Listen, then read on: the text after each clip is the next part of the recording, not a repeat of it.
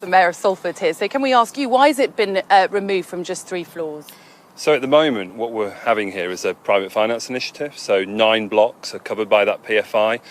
We were one of the first movers in the country to say, look, let's get the cladding removed from these blocks and reinstated with something that is compliant and meets building regs.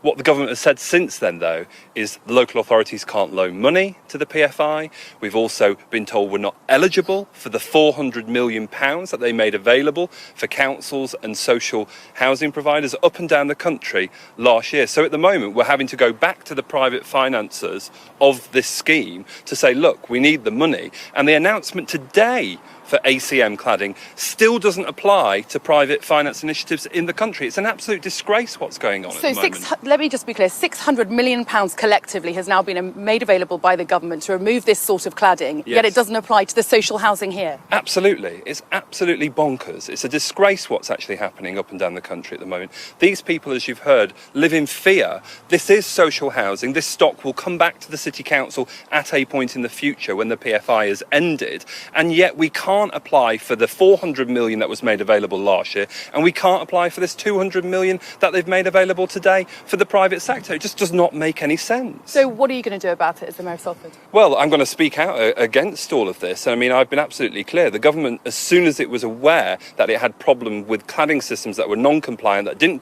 conform with building regulations, should have made money available to ensure public safety. We get a lot of rhetoric from the Prime Minister on this issue and the Housing Minister.